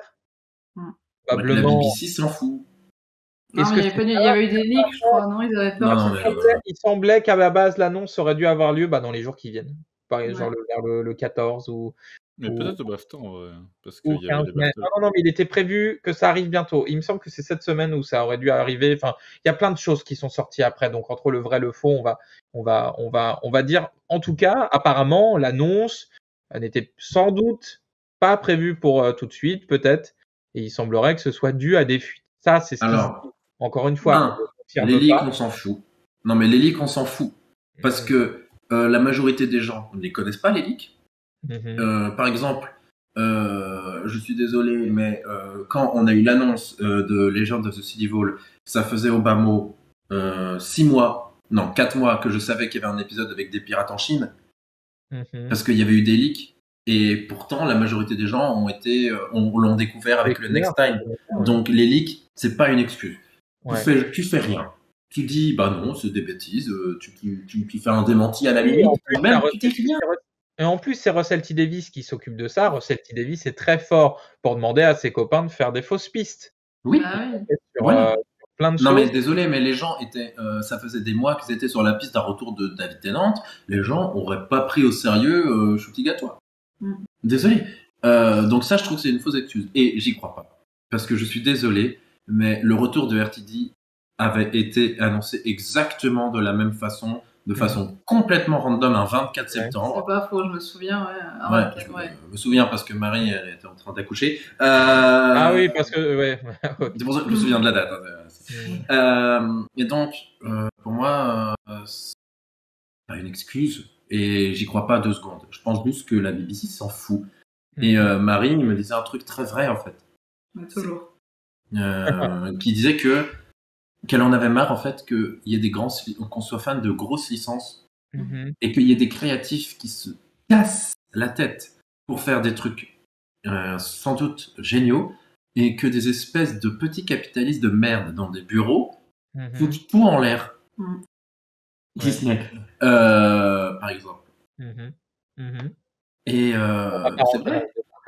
Mais c'est pareil avec Doctor Who, t'as des créatifs qui se cassent le cul pour essayer de faire un truc cohérent, puis t'as la BBC qui s'en fout, il ne veut même plus la série, il la promeut n'importe comment, on regarde tous sérieux. du légendaire trailer de... Comment s'appelle cet épisode avec Cassie Silverman là, aide-moi. One Day Enough in Time, non c'était pas ça, c'était la suite de One Day Enough in Time, mais où il révélait complètement la présence du maître dans l'épisode, qui gâchait tous les vêtements surprises, enfin voilà, c'était n'importe quoi. Oui, c'est vrai qu'il y avait ça. Les annonces de Docteur sont de moins en moins spectaculaires, je me rappelle l'annonce de Matt Smith à l'époque, c'était un truc de malade. Ouais, on en a parlé quand enfin voilà, il y a vraiment des du don à la foutre. Non, mais je trouve ça scandaleux, vraiment scandaleux. En plus, la BBC n'a plus qu'à gérer le côté commercial, parce que ils ont perdu tout le côté créatif, parce que si vous avez oublié, mais je pense que pas, parce qu'on en a parlé beaucoup, maintenant c'est la société Bad Wolf qui possède l'intégralité de l'aspect créatif, ce qui donne une marge totale, une liberté totale à RTD, qui va pouvoir être une énorme gauchiasse comme il le souhaite. Et ben ça, on va en parler après. Ouais, non, mais donc pour dire que la BBC foire le seul truc. You had one job et tu le foires. Ouais, mais regarde, encore une chose qui va vers ça, et là c'est Fricadel, qui nous dit les photos d'annonce ont été faites sur les préparations des BAFTA, vu que Shootigatoire a la tenue qu'il avait au BAFTA, ça semble super précipité. C'est ça qui nous fait nous poser des questions sur est-ce que il s'est pas passé quelque chose, même si, enfin, juste ils s'en foutent. Pas, ouais. Je pense qu'il y a des raisons quand même, parce que c'est quand même bizarre. Même s'il y a une raison, je trouve ça reste nul, rien. Parce que tu dis rien. Non, mais tu dis rien. S'il y a des leaks, tu dis c'est vrai que c'est quand même c'est chelou. C'est pas. À mon avis, c'est pas prévu comme ça dans l'espère. Par exemple, je suis désolé, mais Marvel, vu qu'on parle encore d'eux, Marvel, il y a eu des leaks sur Spider-Man No Way Home depuis des mois sur le retour de certains acteurs. Je vais rien dire s'il y a encore des gens qui l'ont pas vu et qui savent pas, même si bon. Oui, c'est vrai. Je peux pas savoir pour Tobey Maguire et pour Andrew Garfield. Je sais pas comment vous faites. Hein. Non, mais. Vas-y. J'allais pas le dire justement, mais il y a eu des leaks pendant des mois avant la sortie du film. Et pourtant, Marvel s'est tu. C'est-à-dire, ils les ont pas mentionnés dans les bandes annonces, dans le marketing, etc. Mais il y a tellement eu de leaks que moi j'étais persuadée que c'était dans les bandes annonces ou quoi. Mais oui, mais donc du coup, Marvel c'est juste tu. Pourquoi ? Parce que ça leur fait de la pub gratos en plus. Bah oui, les gens se demandent, ça crée du questionnement. Mais est-ce que c'est bien sûr. Parce que c'est. Mais la BBC ne sait pas ou ne sait plus ou s'en fout. Mais en ce moment, il n'y a pas du tout d'intérêt pour Doctor Who. Ils savent pas créer de l'intérêt pour Doctor Who alors que c'est quand même super populaire. Gucan, me semble quand rapidement, même après que. on passe à la suite. Ouais, Vas-y. il me semble juste que Aimee Lou Wood, qui est une des actrices principales de Sex Education avec du coup Ncuti Gatwa, avait préparé une blague par rapport au fait que il soit le nouveau docteur et que du coup ça a été défoncé par le fait que ça soit sorti plus tôt dans la journée. Mhm. Oui. Non, j'avais l'impression que c'était un peu J'avais vu créé la- au pif au dernier moment parce En que tout ça avait cas, été teasé. J'ai en vu tout la cas, séquence de la blague, ouais. oui, en tout cas, on C'est est drôle, tous d'ailleurs. d'accord. Une Fait, blague qui alors, avait déjà été faite par David Tennant, mais bon, bon. maintenant, on Oui, passe oui. à la suite. On passe à la suite parce que le temps L'horloge file. tourne. Le choix de L'horloge l'acteur, qu'est-ce que vous en pensez? Ça y est, le docteur redevient un homme. Du coup, Enfin, non, je rigole. Pardon. waouh, waouh, voilà, vous retenez bien ça, bien sûr. Qu'est-ce que vous pensez du choix de l'acteur? Déjà, est-ce qu'il y en a qui ont vu Sex Education ici? Parce que peut-être que du coup, ça vous. Oui, présent. Bah, t'es le seul à Oh, pas bah oui, il n'y l'avoir a vu. que moi qui n'ai pas vu Sex Education. Ouais. Du coup, on va te spoiler Sex Education. Alors, à la Ah, fin, ça Il y a me du va. sexe. Il y a Ça du me va. sexe. Grand chose Est-ce à qu'il y a de spoiler, l'éducation? honnêtement. Non, mais. il n'y a pas je- grand-chose à spoiler. Allez, Flavia Moi, ou je peux. Marie. Non, Marie, allez, non, Marie. Non, c'est Vas-y, Marie. vas-y. Non. D'accord, donc tu parles pas, ok. Oui, donc, oui, Sex Education. Oui, j'ai vu Sex Education et je peux me confirmer, Ncuti Gatwa, c'est un excellent acteur. C'est un choix que je valide complètement. Moi, je trouve que c'est un choix qui est assez cohérent avec RTD, ouais, avec les choix de casting qu'il fait habituellement. Enfin, c'est le genre de personnalité qu'il aime bien. Et puis, ouais, il a déjà fait ses preuves, effectivement. C'est quand même bizarre qu'on connaisse l'acteur qui va jouer le docteur. On n'a pas joué. On connaissait Capaldi. Oui, on connaissait pas Capaldi aussi parce qu'il bien. avait joué le père de Sid dans Skins, mais on a dû mettre un temps pour dire Le père de Sid. pareil, Jodie Whittaker, on a eu en mode qui avant de se dire la meuf Ah, de Broadchurch, d'accord. Oh, Broadchurch, ça allait quand même. On l'avait Ouais, pas vu à l'époque. Oui, mais bon, bref, alors. Moi, je suis d'accord avec Marie, Ncuti Gatwa, c'est un très bon acteur. Excellent. Très charismatique, et je pense qu'il peut ajouter beaucoup de fraîcheur au personnage, même si on se doute qu'il va pas jouer le docteur comme il joue Eric. Eric, c'est le Non, nom de son personnage dans Sex Education. C'est un bloc, il a quand même quoi? Il a presque 30 ans, je crois, ce mec-là, et il joue un lycéen dans Sex Education. 29 ans. Et 29 ans, mais qu'est-ce que je voulais dire? Et moi, ça me fait plaisir que Ncuti Gatwa va pouvoir enfin jouer dans une bonne série. Ça va changer. Oula, ça a pas l'air de. Petit message à ceux qui auraient découvert l'acteur avec l'annonce de son casting et qui voudraient du coup, pour en savoir plus, regarder Sex Education. Ne placez pas vos espoirs trop haut quand même. Hein. Ah ouais. Sex Education, bah, j'ai l'impression ça que ça peut- divise beaucoup. Des gens trouvent ça très bien, des autres trouvent ça très pas bien. On avait beaucoup apprécié la saison 1 et après ça s'est beaucoup Ça s'est gâté. gâté par la suite. Mais on va pas faire un débat sur Sex Education là, c'est Je pas veux le juste propos. prévenir. Sa performance, à lui, est très bien. Voilà, exactement. Ça La peut série, être très bien. chacun jugera. Je me permets de lire le commentaire de Dracojo qui nous dit: je connais ni Sex Education, ni le sexe. Voilà. Très bien. Ah, on avait vu un tweet comme ça. C'est vrai. Oui, Maintenant que Ncuti Gatwa a été casté dans le rôle du docteur, les fans de Doctor Who vont pouvoir regarder Sex Education et du coup découvrir pour la première fois ce qu'est le sexe. Le sexe. Ce qui Ouais. est très drôle. Donc le choix de l'acteur. Mais non, mais Gugan. en fait. Oui. C'est oui. Ah. Non. Flavia, du Non, coup. vas-y, termine. Non, mais vas-y, Et j'avais tu es pas d'accord, hein. fini. Là, c'est- J'avais fini. En fait, en vrai, on s'en fout de qui ils ont choisi parce que jusque-là, il faut leur faire confiance. Et il faut attendre de voir quel sera son personnage pour savoir si le choix était bon. Bien sûr. Et moi, j'ai confiance en RTD, en vrai. Mais effectivement, j'aurais préféré une femme, pas parce que je veux que des femmes, etc., de façon féministe, mais parce que ça donne un peu l'impression, peut-être que Jodie Whittaker était une erreur de parcours et que maintenant on revient à un homme. Enfin, je pense que. J'aurais préféré deux femmes à la suite, juste pour dire maintenant, ça peut être des femmes, ça peut être des hommes, on s'en fout. Mais bon, c'est comme ça. RTD nous dit que c'est juste que Ncuti Gatwa a été le meilleur au casting et je le crois. C'était le meilleur, c'est tout. D'autant que RTD a précisé qu'avant de caster Ncuti Gatwa, il pensait avoir trouvé la bonne idéale, personne. mais que Gatwa avait été tellement bon que C'est ça ça. les avait chamboulés. Ça se trouve, ils avaient prévu une femme à la base. Peut-être que c'était une femme. Peut-être, Il a juste pris tout simplement le meilleur. C'est ça. Et donc je le crois tout à fait quand il dit que Ncuti Gatwa a juste été le meilleur. Ce qui est la meilleure façon de faire finalement. Après, je pense que ça serait problématique, enfin dommageable si c'était un retour à un mec blanc, cis, machin.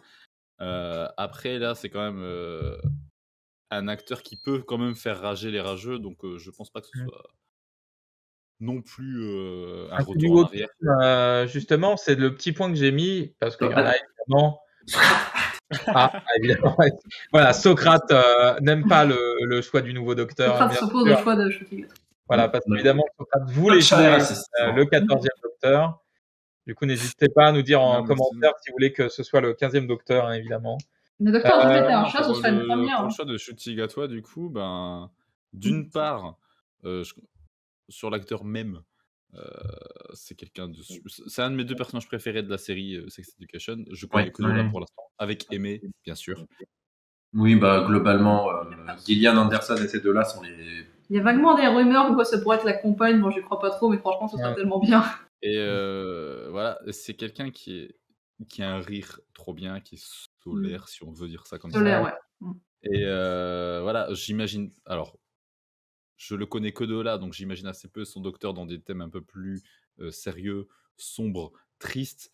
Mais justement, je suis impatient de savoir ce que ça peut donner, parce que je sais que. Moi, je pense que sa palette d'acteurs ne se limite pas à Eric dans Sex Education, et j'ai très hâte de le voir dans un autre registre. Parce que ce chat peut éviter de mettre ses fesses devant l'écran. Après, ça peut être drôle, un docteur qui rigole pendant que des espèces se font décimer. Mais je pense que. Et ça, c'est le 7e docteur. Je pense qu'on aura plutôt une nouvelle facette de cet acteur qui sera très intéressante. Mais et sinon, pour le choix. L'intérêt, d'ailleurs. En fait, c'est un acteur, c'est évident pour RTD. Parce que nous, quand on pensait RTD, quel docteur il pourrait prendre, on regardait dans les séries. RTD. En fait, on regardait dans. Oui, Russell T. Voilà, on regardait dans RTD, pardon. On regardait dans Assassin, on pensait, voilà, Holly Alexander, je sais pas, par exemple, etc. Ou Lydia West dans Years on Years. Et It's a Sin. Voilà, par exemple. Mais si on regarde un peu plus loin que les séries sur lesquelles il a déjà travaillé, en fait, c'est un acteur qui lui semble évident, en fait. Après coup. Merci. Vous pensez à qui? C'était quoi vos pronos? Lydia West. Nouveau docteur? Ouais. Qu'est-ce que je m'étais dit? J'avais pas pensé à la question. Je me mets tellement non, je voulais tellement profiter de la fin de l'ère Jodie Whittaker que j'ai dit. Je vais avoir un prono, je trouve. Après, j'en avais pas. Moi, je continue de penser que Phoebe Waller-Bridge ferait une excellente docteur. Ah oui, carrément. Moi, je pensais que c'était comment elle s'appelle déjà, cette actrice que je pensais. Elle a aussi joué dans Doctor Who.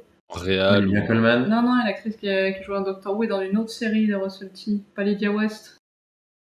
Oui, celle qui joue la mère de Lydia West dans Years on Years. Vous savez, c'est celle qui dans Hellbent, quand il y a dans Hellbent, il se régénère dans une femme chauve. Oui. Je n'ai plus le nom d'actrice en tête, mais moi je pensais que ce serait elle en fait. Parce que je sais qu'elle a joué dans d'autres séries de Russell T. Bon, c'est pas grave, passons à autre chose. Je pense à elle aussi, mais je sais plus son nom. Ah non, c'est leur pronostic peut-être. Fiona Shaw d'Holly West. Oui, Fiona Shaw. Oui, donc Fiona Shaw, c'est la tante Marge. Non, la tante Pétunia. La tante Pétunia, pardon, dans Harry Potter. Okay. Caroline Killing. Voilà, et qui était, on va le dire, Lydia West et Fiona Shaw étaient les 2 gros pronostics de notre ami Robin de Tardiston. Qu'on embrasse, bien sûr. Qu'on embrasse. C'est ce qui est cool, je trouve, avec Shutigata, c'est que pour moi, c'est très surprenant. Enfin, j'ai pas vu son nom ressortir quelque part. C'était vraiment inattendu, alors que Jodie Whittaker, le nom circule un peu. Donc c'est ça qui est cool, c'est que c'est surprenant. C'est pas trop prévisible. Et en plus, pour le coup, c'est vraiment une annonce qui fait beaucoup parler parce que les jeunes gens de la génération Netflix qui avaient peut-être un peu arrêté de regarder la série ont été très très hypés par cette annonce et ont dit qu'ils allaient recommencer ou commencer parce qu'il y a la hype de Sex Education et donc du coup de ce point de vue là c'est très réussi et ça se voit que RTD veut redonner du souffle à Doctor Who et c'est une très bonne chose et c'est pas un choix bête du tout. Il faudra voir. Moi, pour l'occurrence, j'ai pu voir ça, ouais. Enfin, juste par rapport à mon travail, du coup, je travaille avec des personnes qui sont de la génération dénommée Z, bien sûr, et qui n'ont jamais regardé Doctor Who et qui vont regarder Doctor Who parce qu'il y a Shutigata dedans. Bah voilà, typiquement. Ouais. Donc c'est vraiment un très bon choix dans ce sens. Oui, parce qu'on parlait des fans de Doctor Who qui allaient découvrir Sex Education, mais alors ceux qui connaissent Sex Education qui vont découvrir Doctor Who, mon courage. Ça va être un choc. C'est très transition. Oui, ça va leur faire bizarre. Ça passe ou ça casse. On va bientôt. On est quasiment à la fin. Je voulais juste parler. Est-ce que vous avez des envies, éventuellement, et même dans le chat, n'hésitez pas à nous le dire. Là, je regarde le chat comme ça, vous allez me dire ce que vous en pensez. Est-ce que vous avez des envies d'acteurs ou d'actrices comme compagne ou compagnon pour Ncuti Gatwa? Des fantasmes qui n'ont pas attendu Internet, bien sûr. Marie? Oui, comment elle s'appelle, Amy. Elle s'appelle Amy dans la vie et dans la série. Amy Wood. Arrête de me taper. Ça sert à rien de. Non, mais j'aurais bien aimé que ce soit elle. Par contre, il y a un autre nom qui circule et qui m'aide beaucoup.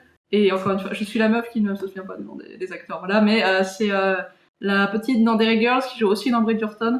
Ah oui. Les chroniques de Bridgerton, encore sur Netflix. Et j'ai vu son nom passer. Et franchement, moi, ça me ferait trop plaisir. Je veux que ce soit elle, s'il vous plaît. C'est plus son nom, je m'excuse. Je sais plus son nom. Flavia? Je la connaissais pas, moi, à l'époque. Non, moi j'ai pas de desiderata, j'attends juste d'être surprise. RTD, je pense qu'il a une On parle pas petite desiderata, idée. on parle de fantasme, bien sûr. Mais oui, voilà, non, mais moi non plus, Voilà. Moi, alors, si c'est du fantasme, j'aimerais bien que ce soit moi, la compagne, du coup. Non, mais faut se calmer. Et du coup, son nom, c'est Nicolas Coughlan. Voilà. Ah oui. Moi, j'aimerais bien elle. Non, Kay MacLachlan, voilà. En compagne, ouais, je suis d'accord. Moi aussi. En méchant, ce serait super. Gökhan? Oui. Bah du coup, forcément, je pense à Amy Wood aussi. Après, je sais pas, moi, comme j'ai dit tout à l'heure, j'aimerais qu'il y en ait deux. Voilà. Et ben, Amy Wood et Nicolas Coughlan, voilà, ça fait deux. Voilà. Je connais pas encore la deuxième personne, mais Amy Wood et quelqu'un. Mais regarde Derry Girls, regardez tous Derry Girls. Ouais, Derry Girls, c'est super. Et c'est sur Netflix. Pour la génération Netflix de Sex Education, c'est pareil. Voilà, c'est trop Voilà. bien. Il y a la saison 3 qui est pas encore sur Netflix, qui est sur Channel 4, je sais plus quoi, mais qui va arriver, et c'est trop bien. Et c'est vraiment très très drôle, très très beau, très fort. Bon, est-ce que vous avez des choses à rajouter sur ce dont on a parlé ce soir? Oui. Oui. Moi j'aimerais revenir quand même, parce que du coup, quand même, je ne sais pas si vous l'avez remarqué, mais Ncuti Gatwa est un homme noir. Mm-hmm. Et Gökhan, et en fait, il y a un encore sempiternel débat qui a ressurgi sur oh là là, c'est politiquement correct. Je voulais même pas en parler. Ce genre de truc, ça vole vraiment. Bah justement, oh là là, c'est intéressé, c'est machin méchant. Ça me saoule. Mais de au toute point façon, vraiment. C'est vrai que c'est pénible, quoi. C'est pénible de voir encore ressortir les mêmes conneries racistes. Ncuti Gatwa, je suis pas sûr que il est pas là parce qu'il est noir. Au bout d'un moment, il a réussi à il est là parce que moi, ça me fait plaisir, effectivement, de vivre dans une époque où Ncuti Gatwa a l'opportunité de devenir docteur juste parce qu'il est excellent. Jodie Whittaker a pu être docteur parce qu'elle était bonne. Et il y a encore quelques années, Ncuti Gatwa n'aurait pas eu le rôle, même s'il était le meilleur, juste parce qu'il est noir. Et les gens qui pensent qu'il a été pris que parce qu'il est noir, je pense qu'ils voient les choses. Ils voient le problème à l'envers. Ouais, voilà, ils voient le problème à l'envers. Exactement. Je trouve ça dommage et triste, en fait, finalement. Je trouve ça triste. Gökhan, oui. Non, juste, ce qu'il y a à noter, du coup, c'est que Ncuti Gatwa, il a l'air complètement prêt, par contre, à faire face aux critiques ou aux franchement, je lui souhaite, parce que le pauvre, je sens qu'il va se prendre des sauts de conneries. Déjà, mais parce que déjà, il est sur Instagram, il sait répondre directement, ce qui est pas forcément, enfin, il répond directement, ce qui est pas forcément le cas des docteurs précédents. Et il sait quoi répondre. Hein. Il sait. Voilà. Par exemple, et quand on prend par exemple le petit échange qui est entre Sylvester McCoy, du coup le 6e docteur, et lui, il a déjà. Je suis un hélicoptère. Oui, parce qu'il a une vidéo, il y a évidemment devant un ventilo de plafond, et sauf qu'on a l'impression que le ventilo sortait de sa tête, du coup, l'homme hélicoptère, évidemment. Du coup, voilà, il dit, Sylvester McCoy, en gros, dans son message, lui dit bah voilà, tu vas affronter tel ennemi, les Daleks, les Cybermen, les machins, et les critiques. Et Ncuti avait l'air très, très, très prêt et impatient d'affronter ces critiques. Donc, je pense que. Qu'il va savoir se défendre. Ouais, Dracojo nous dit dans le chat, en vrai, j'en ai pas tellement vu, même si je doute pas qu'ils existent. Donc, par exemple, je te conseille d'aller par exemple sur la page Facebook de Galifrance, parce que genre, je vais plus sur Facebook, moi. J'ai laissé tomber et j'y suis allé. Je sais même pas comment je fais. Vraiment, même en dehors de Doctor Who, faut plus aller sur Facebook. Hein. C'est vrai, non mais j'y vais plus. Non mais c'est de ça dont je parlais. Je vais plus sur Facebook du tout. Et il y a quelques anarchies. Et du coup, en tombant sur Galifrance, ouais, j'ai vu qu'il y avait quand même des commentaires de français, hein, ouais, qui sont très négatifs dessus, en disant c'est plus la série, etc. Mais bon, après, eux, ça, à chaque fois, mais on a l'habitude. C'est ça, voilà. Il y a une j'ai vu un article comme ça, c'est pourquoi les fans de Doctor Who détestent Doctor Who. Ben voilà. J'espère que ça continuera. J'espère que ça continuera dans ce sens-là, qu'il y aura de plus en plus d'inclusion de personnes concernées. On sait que l'Angleterre inclut de plus en plus dans ses productions, en plus des personnes de la communauté LGBTQIA+, dans ses productions, et c'est super. Moi, je pense évidemment à Yasmine Finet dans la série Netflix Heartstopper, qui joue un personnage de femme trans et qui est une femme trans, c'est vraiment très connu, et c'est assez. De quoi? Elle a dit. Regardez Heartstopper aussi. Ah oui, c'est ma série coup de cœur du moment. Hein. On en parlera après le live parce que c'est pas le truc. Je l'ai regardé 3 fois. Oui, c'est comme ça. Bon, j'ai peut-être une idée de quoi regarder plus tard. J'ai le livre jusque là. Bon, on va pas. Oui, je l'avais vu dans le film. Non, mais en fait, c'est vrai, c'est ça qui est bien. En fait, c'est que je pense qu'effectivement, c'est le truc qu'on dit tout le temps. La représentation, c'est important, tout simplement. Et les petits enfants, pendant Jodie Whittaker, les petites filles se sont dit, moi aussi j'ai le droit d'être l'héroïne, moi aussi j'ai le droit d'être le docteur.